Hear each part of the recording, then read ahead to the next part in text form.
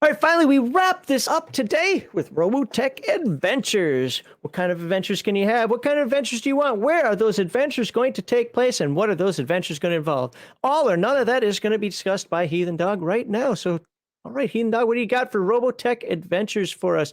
Will people subscribe, like, and share? All right. Well, there are several possibilities you can do. But before I get into these random tables, there's two main schools of thought when playing Robotech and what path you want to take with your adventures.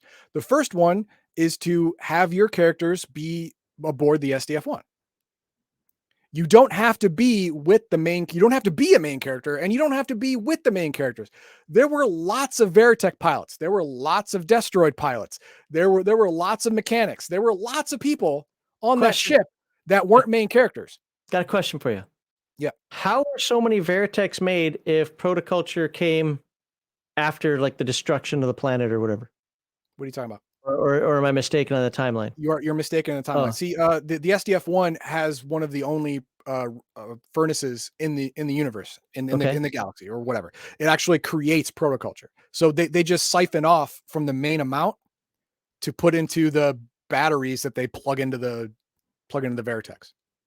Okay, and there's enough resource mining on Earth to still create all this metal. Yeah. The whole world got together and did this because they were collectively Okay. scared of alien threats. Okay, I mean, I'm not trying to be really pedantic about it. I'm just curious as to how all these Veritechs all of a sudden got made when half the Earth was destroyed. But okay, makes sense. Yeah, you can be with the SDF-1, like I said. You don't have to be with the main characters of the story. You can be, a leader of your own squadron or in a different squadron, and it's fine. And you can still travel to Pluto, repel the Zentradi forces, the Trobs and Tribulations along the way. There's lots of stories because remember, in the books and the TV show, there's a whole city inside the SDF-1 now. So there's lots of role playing, just that. And there's lots of combat when you're fighting off constant Zentradi strafing runs and debilitating attacks, stuff like that. So there's lots of stuff to do from Pluto to Earth. Lots of stuff. A whole campaign can be done in that time. Or you can go the other route. The SDF-1 folds away to Pluto. Most of the Zentradi follow, but the Zentradi that are left behind to monitor the Earth actually land, creating a beachhead. And you are one of the remaining Robotech forces on the planet, defending the planet from this invasion. Now, it's small scale, and the Zentradi in orbit don't have clearance to bomb the planet. So you are defending the borders of your world from this beachhead invasion, and you can have an entire campaign doing that. And that's kind of what these adventure scenarios really fit better into. Are there any non-combat ones? Like I want to play on Robotech Earth for whatever reason, but not focus on the fighting. Then you want to LARP. You should probably go somewhere else. Fair enough. I was just curious if there's something else. All right, this is your normal D100 nonsense. You roll it, and you encounter a reentry pod with 3D4 tactical battle pods, 46 miles away, one recon scout pod. You got to deal with that. You roll a 43. You find a recon scout pod, which will summon 2D4 tactical battle pods unless it is destroyed within one melee. You can do that. You roll an 86. Large patrol. 2D4 tactical battle pods, 1D4 light artillery battle pods, 1 officer's pod, 1 recon pod, 1 heavy artillery pod, and 44 foot soldiers. Hostile. No kidding. Really? They're not selling cookies. What? They're not. Fifth column. Come on. Sure. Okay. So yeah, these random encounters fit better in an earthbound scenario where you're fighting off a beachhead type incursion, or you're patrolling around the beachhead type thing. But it can fit in the SDF-1 scenario. It's just harder. Robotech on the defensive. Note, this is an introductory level situation that can be completed in a single game session, suitable as a shakedown mission for beginning role players. Characters can mix any of the OCC and mecha. Okay. This is your starter adventure. Every book has one. A starter adventure made specifically to not only be quick, but easy and encompassing many of the important rules. So you get a feel for it. It's always recommended you do this first, and that's fine. And then we have glossary of terms, stuff like that. But it's really up to the game master to run the adventures. Like I said, there's the sample adventure, and that's pretty much the only one in this thing. The other one is the scenarios, which you can roll or choose from. But it's the game master's job, and this book is very light. I mean, it's not a big book. No, not at all. There's only 114, about 100 total pages of useful pages. Yeah, about 100. Oh, I'm sorry. I was looking at the mecha. I thought it's 110. 110. Okay. According to this, yeah. But about 100 useful pages. So there's not a whole lot of adventure scenarios. You as the game master, it's best if you have watched the TV show or read the books, and then you'll be able to craft an adventure within the lore much better than if you haven't had experience with anything else. That's why I only played it. I didn't run it. I understand. If you play in it, that's great. You don't need to know the background. The game master's job is to unspool the background information to you in a timely fashion. Know that the blue people are bad and the not blue people probably aren't. There you go. Or in our case, know that the bugs are bad. Yeah, there you go. One major flaw in Robotech RPG, only one Veritech pilot OCC. It really could have used half of the OCCs be different types of pilots with their own good and bad flying piloting traits to be unique. They wanted it to be simple, keep it simple, stupid type thing. So they gave you one Veritech OCC and 4 or 5 Veritech variants of mech, because each type of mech will alter your gameplay. Okay, I was curious to see, they do the same thing with Destroid. Yes, the same thing with Destroid. That's fine. Each Destroid has a different purpose, and they must be piloted with that purpose in mind, or you're going to have a bad time. Yeah, I think adding too much simulationism, too much complexity, based on this type of pilot. Nothing inherently wrong with it. It's just I don't think it's necessary. But thank you for the $10, and that is a good point. Yes, thank you. And Crafty says, as an aside, how the heck did rulebooks bloat to 500 plus pages when the best games were 100 pages or so? Yeah. Because there are a lot of holes in those games that are 100 pages or less, and everybody needs to have that hole plastered over. I must have. People who don't understand that it's the game master's job to plug these holes need 500 pages. Yeah. Yeah. If you understand that a game master's job is to plug these holes, you only need 100. Yeah. Enough framework. Games should be frameworks, not full on. Not full on hold your hand through every situation. No, you don't need a rule for every situation. You need a rule for common situations and then a framework for all the others. Adjudication is key with short RPG books. I did see your picture, Violence Solves Everything. I still disavow.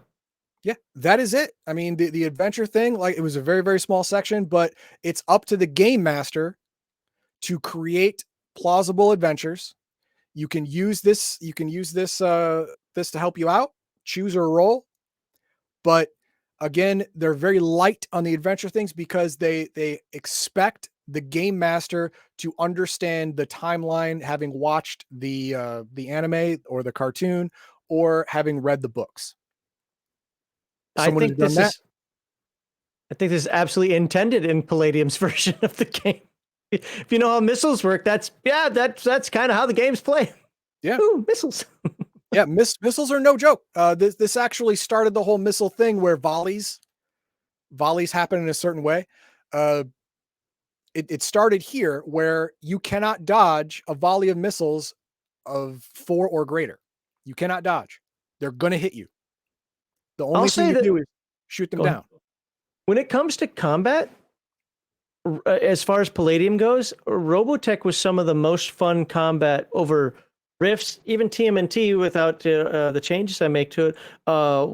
Palladium Fantasy and so forth. I'm not saying any of it's bad, but the combat in Robotech to me ended up being the most fun, both when I was a Destroid and when I was a Cyclone pilot. Yeah. Yeah, and it started the whole thing where nope, oh, they're shooting 17 missiles at me. Okay, I'm gonna try and shoot it down. I'm gonna try and shoot the volley down. I missed. Okay, well, I'm gonna put my arms in front so the arms take the damage first, and then my main body takes it, and hopefully I live. It started with Robotech. That technique started here, and the way missiles work started here. For mega damage missiles, the way it worked started here. Well, the good news is, since this was a short segment, I had to close everything out. I know. So give me. Now we have time for the comments. Yeah, we have time for the comments, but I have to get them back up. I understand. So go ahead and dance for the folks while I dance, you monkey, dance. Sargon says Palladium loves scale creep. Like, yeah. There's no way around that. That's truth. This was the game that led to Rifts. It was just a direct copy of the Robotech rules to be used with Rift Robot. Yes, just add magic and you have Rifts. Yeah, basically yes. This is Except Rifts for you can magic. follow these rules. Yeah, the Rifts without magic. And when you get hit, you do that very anime thing of taking the hit but being dragged backward by the force. You want to be cinematic, yeah. And this was a Rifts. Palladium in general is a cinematic game. You know, you want as much flavor as possible to have to, you know, make it cool. That's basically it. You want to make it cool. All right, so let's see what kind of comments you got about your Rift sourcebook. Right. You know what's hilarious? There's one comment you got across the board. I think literally every person who posted a comment put it in there. Okay, that's not true because we're going to find a couple here because I specifically looked for ones that didn't put it in there. But let's stop with, hey, one of these days the ley line open a random rift and nothing but candy will spill up. One day. My response was that's dirty DB candy though. Yeah, you can't trust it. You can't trust that candy. Was it Halloween World? There's razor blades in that. Right. Oh, my network's going down again. Yes, it is. If I'm still here, sourcebook. Yeah, I'll go ahead and read it. You just flip through it. Also, yes, cover sourcebook 1. It's actually kind of important to the setting. Yes, it is explaining Archie and the whole process and trials and tribulations throughout the Dark Ages and the 100 years, you know, the 300 years since the Great Cataclysm. You know, it is. I get it. I just wanted to start with mechanoids because it was symmetrical. That's all. Comment 2. Keith Hunt says, this book was freaking awesome. I spent forever just looking at the artwork as a teen. Yeah, fair enough. Love the image of the thin men and robot. I'm going to say robots. Or Roops. I don't know what that could be short for from inside. The mechanoids rocked in Rifts. Yeah. Really like to see what Kevin was going, a new version and been working on. Oh, yeah. Hope Chuck Walton has been doing some artwork for it. That guy does very detailed work. Yeah, I think the comment, I don't know if it was to him or somebody else. I wrote the comment in there that actually after you going through, because the mechanoids, the first, I've got the mechanoid trilogy, right? But I'm kind of like, I got it. Actually, after going through this one, it elevated on my priority list of source books to get. I like what it offered. Yep. But not everybody did. Fair enough. I think my network's good now. We'll see. Okay. The worst part about this book is how they made mechanoids not just unkillable, but unfightable. The smallest killbots can operate at an altitude of 2,000 feet, and the effective weapon range is 2,000 feet. Only 4 of the handheld weapons in the original Rifts book can fire that far, and 2 of them are juicer rifles. Samus power armor can only reach an altitude of 500 feet. Mechanoids troops get variable laser rifles specifically to kill glitter boys. This isn't power creep. This is power skyrocket. Might as well create a team of Cosmonites to have any sort of effect. And I understand that you can feel some certain ways about that, but that was purposeful because the mechanoids are one of the 7 great threats to Rift's Earth. They are meant to be able to destroy the planet. So they were made OP. So how do you then, I know you talked about adventures last time, so how do you set up a scenario, environment where players meet the mechanoids and can fight them? You have to get them early.